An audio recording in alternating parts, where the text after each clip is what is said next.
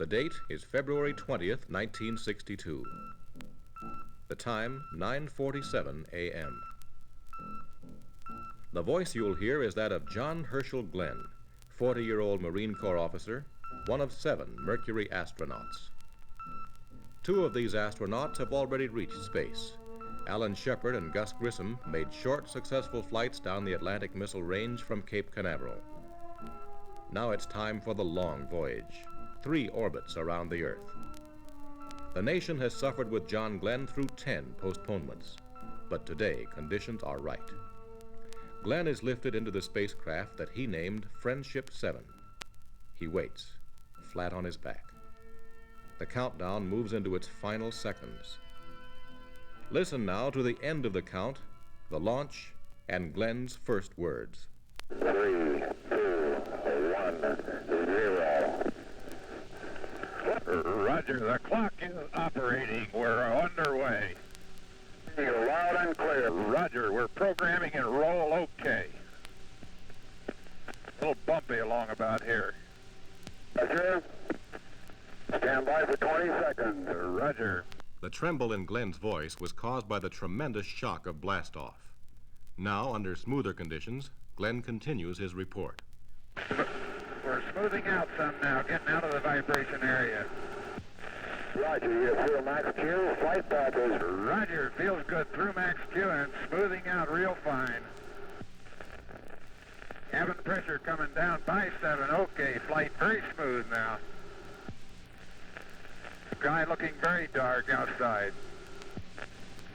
All Roger, reading you loud and clear, 7. Cape is go. We're standing by for you. Roger, Cape is go and I am go. Our capsule is in good shape. Fuel 103, 102, oxygen 78,100, cabin pressure holding steady at 5.8, amps is 2.6. All systems are go, indicating 6 Gs. 5 minutes after liftoff, Cape Canaveral confirms that Glenn is in orbit. Here is Glenn's reply. Roger, 0 G, and I feel fine. Capsule is turning around. Oh, that view is tremendous. Roger, turnaround has started. Roger, capsule turning around, and I could see the booster during turnaround just a couple of 100 yards behind me. It was beautiful. Roger, 7. You have a go. At least 7 orbits. Roger, understand go for at least 7 orbits. The Friendship 7 can see clear back a big cloud pattern way back across toward the Cape. Beautiful sight. At orbit altitude, the force of gravity is 0. The human body becomes weightless. How will weightlessness affect our astronauts? Here is Glenn's first reaction. We're all set. This is very comfortable at 0 G. I have nothing but very fine feeling. It just feels very normal and very good. Have very little dirt floating around in the capsule, just a little bit. And preparing to take Xylo's pill at present time. This is Friendship 7. The head movements cause no sensations whatsoever. Feel fine. Reach test, I can hit directly to any spot that I want to hit. I have no problem reaching for knobs and have adjusted to 0 G very easily, much easier than I really thought I would. I have excellent vision on the charts, no astigmatism or any malfunctions at all. I feel fine so far, over. Roger, understand. High over the Atlantic Ocean, Glenn sights another continent. This is Friendship 7, have beautiful view of the African coast, both in the scope and by far the best view. Part of the Canaries was hidden by clouds. Gordon Cooper, another astronaut and close friend of Glenn, is in a tracking station in Australia. Listen as Glenn says hello. Roger, how you doing, Gordo? We're doing real fine up here. Everything is going very well, over. John, you sound good. Roger, control fuel is 90100, oxygen is 75100, amps are 22. All systems are still go, having no problems at all. Control system operating fine, over. Now, from 150 miles above Australia, a weather report. The only unusual thing I have noticed is a rather high, what would appear to be a haze layer up some 7 or 8 degrees above the horizon on the night side. The stars, I can see through it as they go down toward the real horizon, but it's a very visible single band or layer pretty well up above the normal horizon. Over. The people of Perth, Australia, were asked to light up their city for Glenn. It was a test of night visibility from orbital altitude. Shortly, you may observe some lights down there. You want to take a check on them out to your right, over? Roger, I'm all set to see if I can't get them in sight. Roger? Roger, I do have lights in sight on the ground, over. Roger, I understand it. Just off to your right, then? That's affirmative. Just to my right, I can see a big pattern of lights, apparently right on the coast. I can see the outline of a town and a very bright light just to the south of it. On down. And Rockingham, you're saying that? Roger, the lights show up very well, and I'll thank everybody for turning them on, will you? You sure well, John. Very fine. Mysterious bright particles followed Glenn's capsule. They later were explained to be electrically charged vapor given off by the capsule. But on February 20th, they were a puzzle. Listen to Glenn. This is Friendship 7. Just as the sun came up, there were some brilliantly lighted particles that looked luminous that were swirling around the capsule. I don't have any in sight right now. I did have a couple just a moment ago when I made the transmission to you, over. Roger, Friendship 7. 7, Linus, if you have a chance, could you give us a blood pressure check? Over. Roger, Friendship 7 will give blood pressure check. I still have some of these particles that I cannot identify coming around the capsule occasionally, over. Roger, how big are these particles? Very small. I would indicate they're of the order of a 1/16 of an inch or smaller. They drift by the window, and I can see them against a dark sky. Just at sunrise, there were literally thousands of them. It looked like just a myriad of stars, over. Roger, are they moving by you or floating with you, over? Some of them float almost with me. Most of them appear to be moving at about 3 to 5 miles an hour away from me. I'm going just a little faster than they are, over. 4 hours after liftoff, a light-hearted John Glenn makes this application for flight pay. This is Friendship 7. In 45 more seconds, I'd like to have you send a message for me, please, over. I want you to send a message to the director, or to the commandant, U.S. Marine Corps in Washington. Tell him I have my 4 hours required flight time in for the month, and request flight should be established for me, over. I just wanted to think they'll pay it. I don't know. Go find out. Roger. This gliding time or rocket time? Lighter than air, buddy. Anxious moments now. Warning signals on the ground indicate that the capsule's heat shield is slipping. Here, controllers tell Glenn not to jettison his retro packet after firing his retro rockets.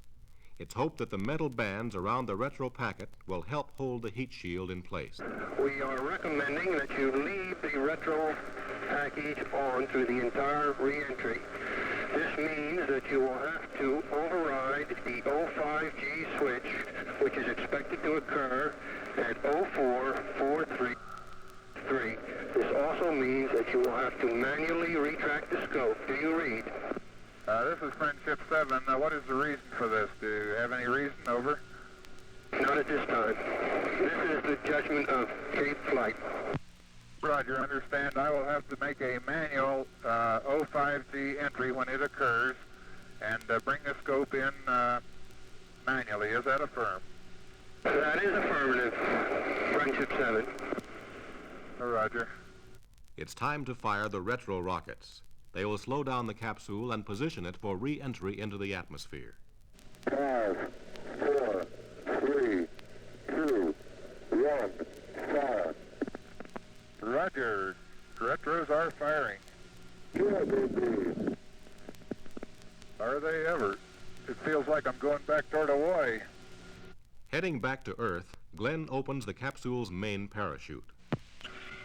Main chute is on green. Chute is out in reef condition at 10,800 feet and Beautiful chute. Chute looks good. On O2 emergency, and the chute looks very good. Rate of descent has gone to about 4.2 feet per second. The chute looks very good. The capsule is within view of rescue ships now, as Glenn makes his final checks. Ship 7, this is Steelhead. Correct my estimate on station. Estimate pickup now at 20 minutes, over. Roger, understand. 20 minutes to pickup. Ship 7, going through checklist. Remain in capsule unless you have an overriding reason for getting out, over. Roger, Ship 7. Ship 7, ready for impact, almost down. 4 hours and 56 minutes after liftoff, these final words. Do you have me in sight? Ship 7, getting close, standing by. Roger. Here we go. Ship 7, impact. Rescue aids is manual. Ship 7, this is Steelhead. Hold you in the water. What is your condition, over? Roger, my condition okay. Does the capsule look like it's okay, over? The voice of John Glenn was transmitted to Earth over communications supplied by Collins Radio Company.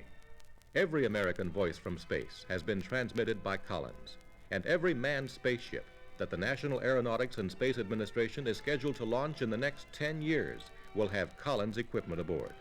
Today, Collins is developing the radios that will transmit America's first on-the-spot reports from the moon. Looking farther ahead, Collins is studying communications for Saturn and other planets of the inner solar system.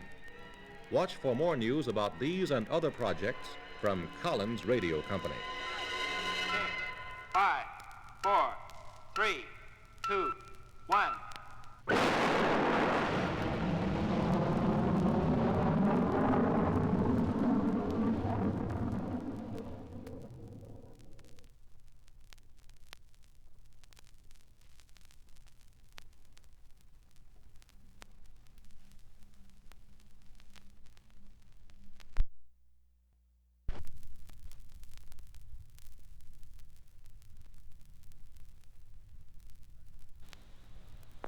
Seconds. 30 seconds. Roger. 20 seconds. 10, 9, 8, 7, 6, 5, 4, 3, 2, 1, 0. Roll's completed. Roger, roll complete. There goes the pitch. Roger, pitch. You're on your way, Molly Brown. Yeah, man. At 8:24 in the morning, on March 23, 1965, the Gemini 3 spacecraft Molly Brown was on her way. This was the first two-man space flight attempted by America, and followed on the heels of a successful series of Mercury flights. A few minutes after blastoff, at a velocity of 16,600 miles per hour, U.S. astronauts Major Virgil Grissom and Lieutenant Commander John Young inserted the Molly Brown into an elliptical orbit of the Earth, an orbit which at its apogee was 139.5 miles straight up. We're a little bit high on the flight path, but no problem, Molly Brown. Okay, Molly Brown's go for staging. Roger, looks good from here. Roger. Second update received. Roger, update. Okay, there was staging. Roger, stage. And we're thrusting. Okay, thrust looks good from here. Show full scale round to there. Okay, we're starting to steer.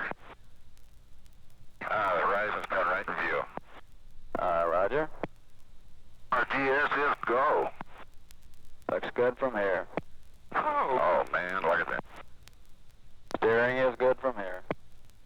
Near the end of the first orbit, as the Molly Brown sped across the Pacific Ocean toward the California coast, Gus Grissom prepared for a change in the orbit. Stand by to copy 2-1. Roger. Delta V 139. GMTRC 155547. GETRC 0131 47. Roll left 55. GMTRB 160531. Roll right 65. Roger, copy Delta V 139. GMTRB 155547. GETRB 013147. Roll left 55. GMTRB 160531. Roll right 65. Roger. Now can I ring Capcom? Go ahead. Roger, your Texas burn will be 48 feet per second for 73 seconds.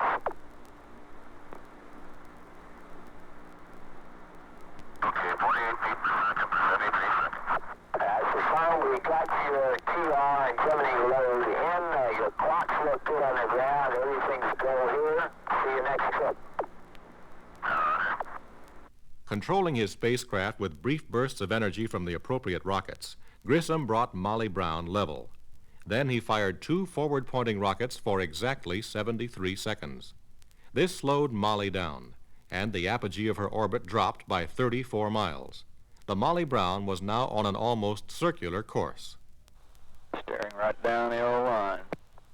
That small change in the flight path of the Molly Brown was the first such change ever accomplished by any spacecraft, American or Russian, under any degree of manual control.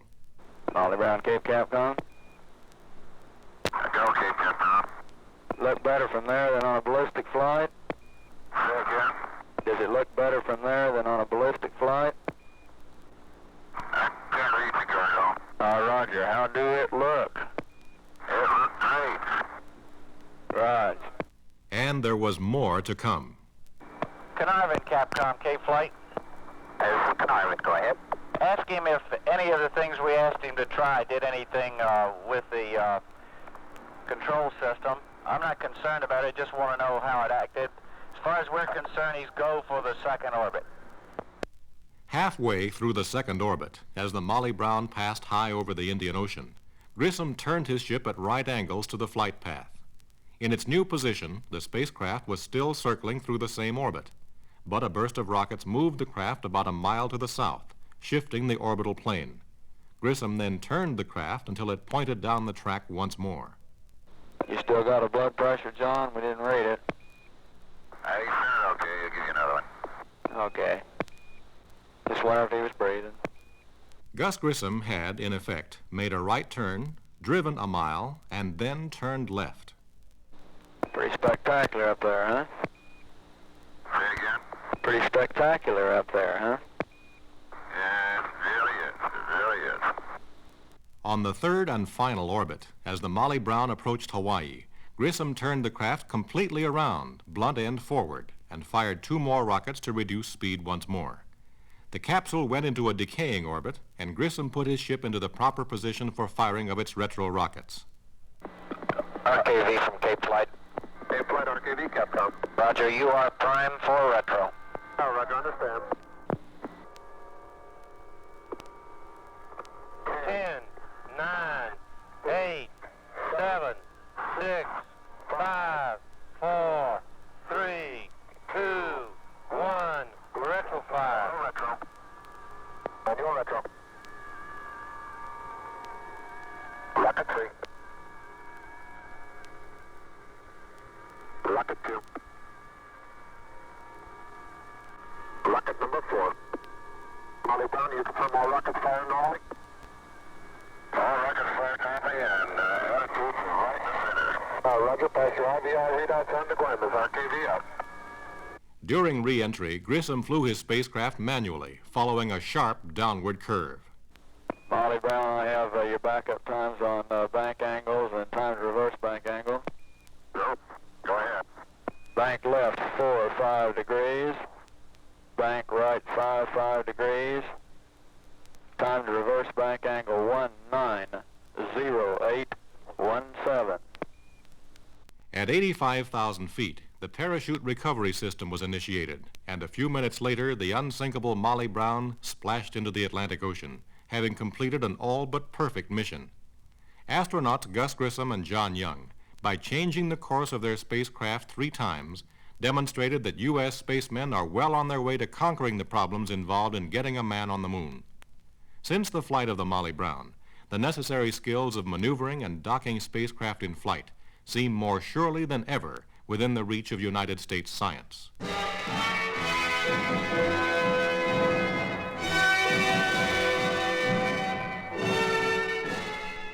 30 seconds. 30 seconds. We've heard the actual transmissions of Gus Grissom's voice from space. Every American voice from space has been transmitted by Collins equipment. 20 seconds. And all manned space projects planned will include equipment designed, developed, and built by Collins Radio Company. 5, 4, 3, 2, 1.